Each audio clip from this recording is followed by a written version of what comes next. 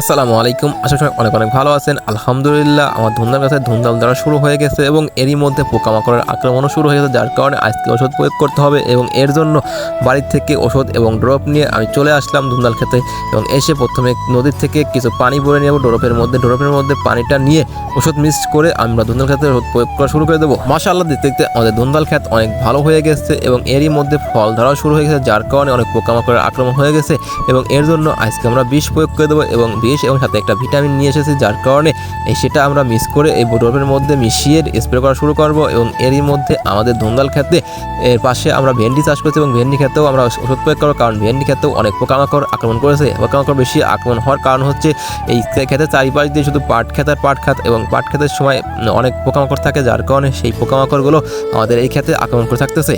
এবং এরই মধ্যে আমাদের ওষুধ মিশানো শেষ হয়ে গেছে এবং আমরা এখান থেকে ড্রপটা কাঁধে করে নিয়ে চলে যাবো ধুন্দাল খেতে প্রথমে ওষুধ প্রয়োগ করে তারপরে আমরা ভেন্ডি খেতে ওষুধ প্রয়োগ করার চেষ্টা করব।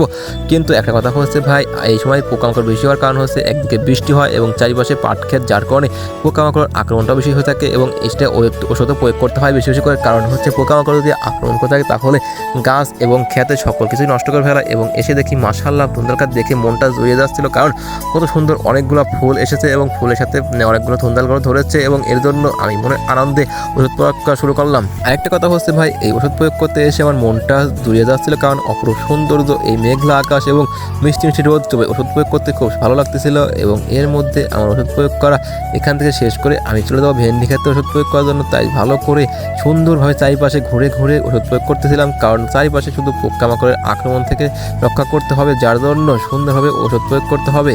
এবং এরই মধ্যে আমার ধুন্দাল গাছের ওষুধ প্রয়োগ করা প্রায় শেষ হয়ে গেছে এবং এখান থেকে আমি চড়া দিলাম হচ্ছে ভেন্ডি খেতের উদ্দেশ্যে। এবং ভেন্ডি খেতে এসে দেখি যে ভেন্ডি খেতেও অনেক পরিমাণ পোকামাকড় আক্রমণ করছে, যার কারণে ভালো করে সুন্দর করে বেশি করে ওষুধ প্রয়োগ করতেছি। আরেকটা কথা জানিয়ে রাখা ভালো যে আমাদের এই 20 লিটার পানির মধ্যে আমরা 20 মিলি ভিটামিন দিয়েছি এবং 40 মিলি বিষ প্রয়োগ করেছি এবং দুটা মিশ্রণ করে আমরা সেই ওষুধটা প্রয়োগ করতেছি। তবে আরেকটা কথা হচ্ছে, আমাদের এই ভেন্ডি খেতে এখনও ভেন্ডি ধরা শুরু হয় নাই, তবে আগামীতে ভেন্ডি ধরার সম্ভাবনা আছে, যার কারণে আমরা এখন থেকে বিষ প্রয়োগ করতেছি, যাতে কোনো পোকামাকড় গাছগুলো নষ্ট না করে ফেলে এবং সুন্দরভাবে গাছগুলো ভিজিয়ে দিতেছি, যাতে কোনো পোকামাকড় অনেকদিন ধরে আক্রমণ করতে না পারে। এবং এরই মধ্যে আমার ভেন্ডি গাছের ওষুধ প্রয়োগ করা শেষ হয়ে গেছে এবং ভেন্ডি গাছের ওষুধ প্রয়োগ করা শেষেও দেখি যে এখন ড্রপের মধ্যে ভালোই কিছু ওষুধ আছে, যার কারণে আমরা আবার চলে আসলাম ধুন্দাল গাছের ওষুধ প্রয়োগ করার জন্য। কারণ ধুন্দাল গাছের ওষুধটা ভালো মতো দিতে হবে, কারণ এই ধুন্দাল গাছের ওষুধে পোকামাকড় বেশি আক্রমণ হয়, যার কারণে হচ্ছে আরও 5 লিটার পানি বেঁচে গিয়েছিল এবং 5 লিটার ওষুধটা আবার ভালো মতো ধুন্দাল গাছের ওষুধ প্রয়োগ করতেছিলাম। আরেকটা কথা হচ্ছে ভাই, তারপর আমি ওই 5 লিটার পানি নিয়ে একটু